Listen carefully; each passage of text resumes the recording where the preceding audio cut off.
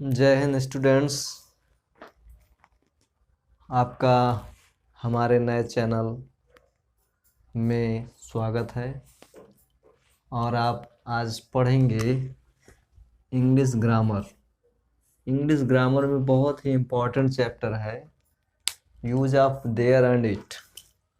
There and it का use हम English passage में लगभग बहुत ज़्यादा प्रयोग करते हैं और ये जो है कि बहुत बेसिक चीज़ होती है। अगर हमको ट्रांसलेशन सीखना है तो छोटी छोटी चीज़ों को हमको जानना बहुत ज़रूरी होता है और इसको फाइंड आउट करने में भी हमको थोड़ा सा आसानी हो जाती है। कहाँ पर हमको देयर का यूज करना है, कहाँ पर इट का प्रयोग करना है। तो अगर आप हमारे चैनल पर नए हैं तो चैनल को सब्सक्राइब कर सकते हैं और लाइक कर सकते हैं। तो चलते हैं समय ना गंवाते हुए अपने टॉपिक पर। तो यहाँ टॉपिक दिया है use of there and it. There को हम इनने लिखा है इंट्रोडक्टरी। इंट्रोडक्टरी का मतलब ये होता है कि जहाँ पर सब्जेक्ट आपको ना मिलता हो, ठीक है, वहाँ पर आपको क्या यूज करना है, देयर। इस देयर का कोई मतलब नहीं होता है, ये केवल इंट्रोडक्टरी यानी स्टार्ट करने के लिए ही प्रयोग किया जाता है। और इट का भी ऐसे इट का कोई मतलब नहीं होता है, ये केवल सेंटेंस को स्टार्ट करने के लिए प्रयोग किया जाता है। तो अगर आप देख पा रहे होंगे तो इसमें ये दो लाइन एक लाइन में लिखा हुआ है कोई वस्तु कहीं हो और इसमें लिखा हुआ है वर्षा, समय, दिन, गर्मी, सर्दी, ऋतु आदि। ठीक है, तो पहले हम देयर को समझ लेते हैं। देयर को समझने के लिए बस आपको इतना ही दिमाग में रखना है कि कोई वस्तु कहीं हो या कोई वस्तु कहीं है, ठीक है। और अगर उसमें सब्जेक्ट ना दिया हो तो आप सिंपल देयर का प्रयोग कर सकते हैं। देयर के साथ आपको यूज क्या करना है, सहायक क्रिया के रूप में, ठीक है। Is, am, are, was and were, ठीक है।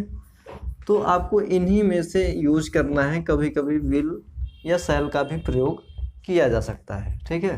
तो नॉर्मली जो है कि हम इसी का यूज करते हैं देयर के साथ और इट के साथ भी यही का प्रयोग करते हैं। तो पहले हम देयर को समझ लेते हैं।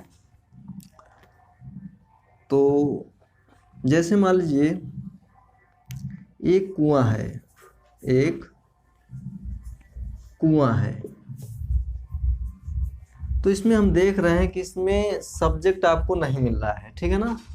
इसमें आपको सब्जेक्ट नहीं मिल रहा है तो ऐसे सेंटेंसों का हम देयर से ही स्टार्ट करते हैं और हम इसको आसानी से कर सकते हैं, ठीक है।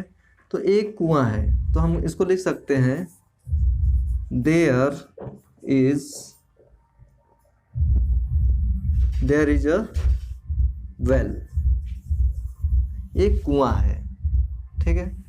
मान लीजिए दूसरा सेंटेंस देखते हैं, एक राजा था, एक राजा था, ठीक है। इसका अगर हम ट्रांसलेट करते हैं तो एक राजा था, कोई राजा था, ठीक है। इसमें आपको सब्जेक्ट नहीं मिलेगा, ठीक है ना।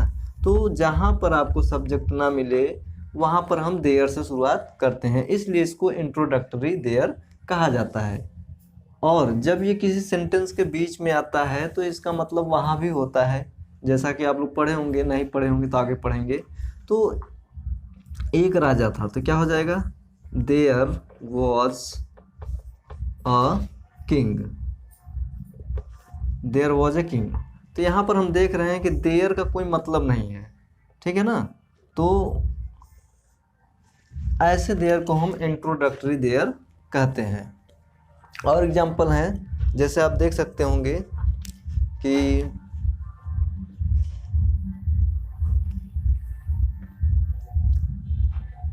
जंगल में एक शेर था, जंगल में एक शेर था, ठीक है। अब कोई वस्तु कहीं हो, कोई चीज कहीं हो तो मान चलिए कि उसमें देयर का यूज होना है। यही इतना पॉइंट आपको याद रखना है। तो जंगल में एक शेर था, ठीक है। तो इसमें क्या होगा कि आप पहले देयर से स्टार्ट करेंगे तो क्या होगा, एक शेर था तो कहाँ, there was a lion in the forest,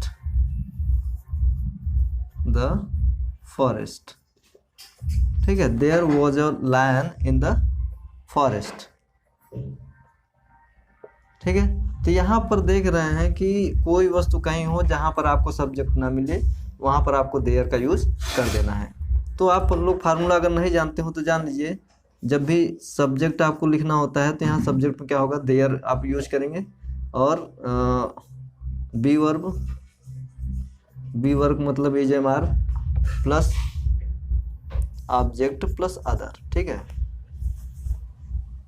plus other, ठीक है, यही फार्मूला होता है। और अगर आप इंट्रोगेटिव इसका करना चाहें, जैसे मान लीजिए कि क्या जंगल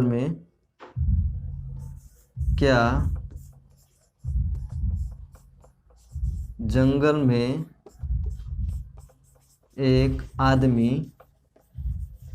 था, ये इंट्रोगेटिव है तो सिंपल है, जब क्या आता है तो आप लोग क्या करते हो, सहायक क्रिया रखते हो। तो ये इंट्रोडक्टरी देयर का यूज इसमें बता रहे हैं, तो इसमें था थे थी के हिसाब से वाज वर लगा देंगे, तो एक आदमी है यहाँ पर, तो इससे पता चल रहा है कि सिंगुलर है, तो यहाँ क्या हो जाएगा, वाज, उसके बाद देयर, वाज देयर अ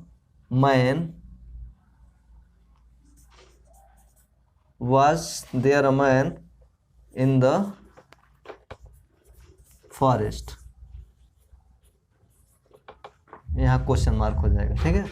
तो इस तरह से हम इसको कर सकते हैं।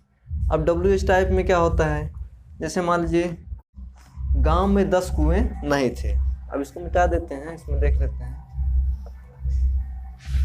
गांव में 10 कुएं नहीं थे, निगेटिव है। एग्जाम्पल में गांव में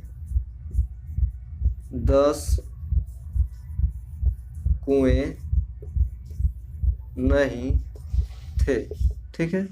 अब ये निगेटिव सेंटेंस है, तो कोई वस्तु कहीं हो, बस इतना ध्यान रखना है, आपको ट्रांसलेशन कर लेना है सिंपल तरीके से। तो हम क्या करेंगे, पहले देयर से शुरुआत करेंगे, देयर 10 कुएं नहीं थे तो वर हो जाएगा, there were not 10 wells in village, ठीक है, यहाँ फुल स्टॉप। तो इस तरह से हम इसको कर सकते हैं। I think this is clear to you and further you can do, ठीक है। तो इस तरह से आप देख सकते हैं, अगर इसी में हम इंट्रोगेटिव करना चाहें तो कर सकते हैं, जैसे क्या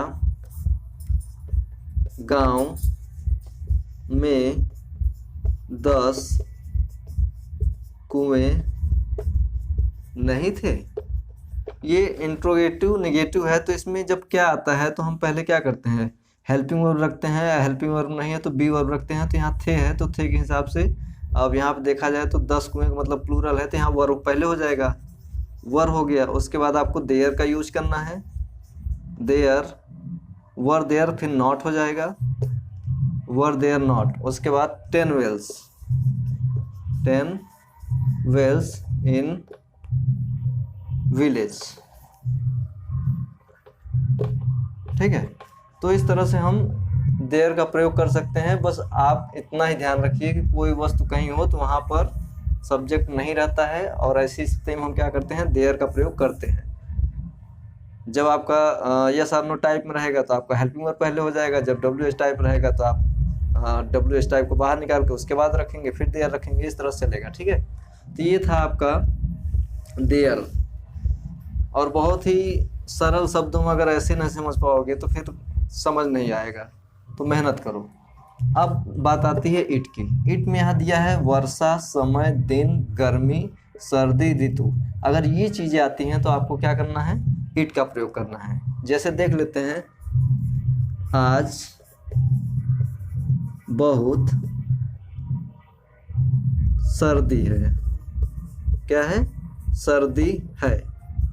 अब यहाँ पे देख लेते हैं, आज बहुत सर्दी है, तो सर्दी क्या है आपका, सर्दी इसमें दिया हुआ है, ठीक है। तो सर्दी, गर्मी, समय, वर्षा, दिन आता है तो आपको ईट का प्रयोग करना है। तो किससे स्टार्ट करेंगे? ईट, ईट।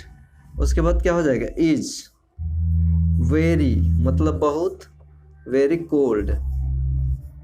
उसके बाद आज का टुडे, ठीक है। मान लो इसी का निगेटिव बना देते हैं। निगेटिव में क्या होता है आप लोग पता ही है, निगेटिव नकारात्मक शब्द रहेगा।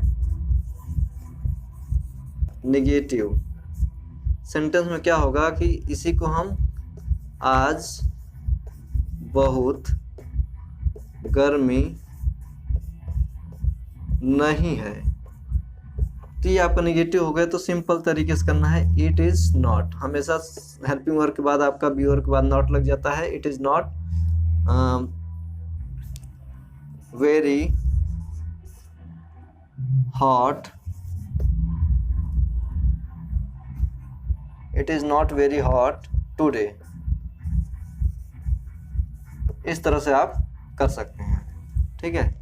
मान लो आज रविवार है या कल सोमवार है, कल सोमवार है। अब यहाँ पे देख रहे होंगे ये क्या है? आपका दिन है।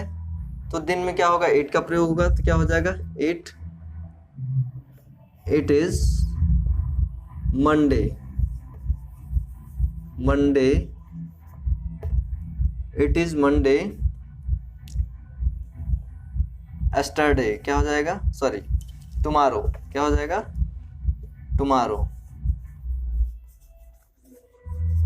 कल सोमवार है, ठीक ना। तो इट इज मंडे टुमारो हो जाएगा। तो इस तरह से हम कर सकते हैं। मान लीजिए इसी को क्या कल सोमवार है, सोमवार है, क्वेश्चन मार्क है। तो यहाँ जब क्या आता है तो इसके स्थान पे हम बी वर्ब रखते हैं। तो यहाँ क्या हो जाएगा? इज, ठीक है। Is it, it Monday, Monday tomorrow, ठीक है। इस तरह से हम कर सकते हैं। तो देयर इट आपको सेंटेंस जब आप करेंगे तो आपको जब तक क्लियर नहीं रहेगा आप कर नहीं पाएंगे। कहीं देयर का यूज करना है, कहीं इट का प्रयोग करना है। जब भी सेंटेंस करेंगे तो आपको देयर इट का बहुत ही यूज रहता है। और there it I think clear हो गया होगा। और इससे रिलेटेड जितना आप प्रैक्टिस कर पाते हैं उतना करिए। उसके बाद अगर कोई दिक्कत होती है तो आप कमेंट कर सकते हैं। और आप ज़्यादातर जो है कि अगर हाई स्कूल में हैं तो इसकी बहुत ही आवश्यकता होगी, क्योंकि पैसेज आता है आपका ट्रांसलेटिंग टू इंग्लिश और हिंदी दोनों में करने में आता है। अंधेरा होता जा रहा है, अंधेरा होता जा रहा है। तो अंधेरा ये आपका क्या है? समय है। क्या है? समय है, ठीक है। तो ये हो जाएगा इट इज ग्रोइंग डार्क। बस सिंपल है इस तरह से। अब यहाँ क्या कर देते हैं तो आपका ये इज यहाँ पे आ जाएगा, इज यहाँ पे आ जाएगा। इज इट ग्रोइंग डार्क, तो यहाँ क्वेश्चन मार्क लग जाएगा। तो आज के लिए इतना ही। आप लोग प्रैक्टिस करिए। और इस चैनल में अगर आपको अच्छा लगा तो कमेंट कर सकते हैं और सब्सक्राइब कर सकते हैं, ठीक है। और कोई दिक्कत होती है कमेंट करिए। जिस टॉपिक पे अगर आपको दिक्कत हो रही तो आप बताइए, उस पर एक क्लास ले ली जाएगी, ठीक है। तो धन्यवाद, बेस्ट ऑफ लक, जय हिंद।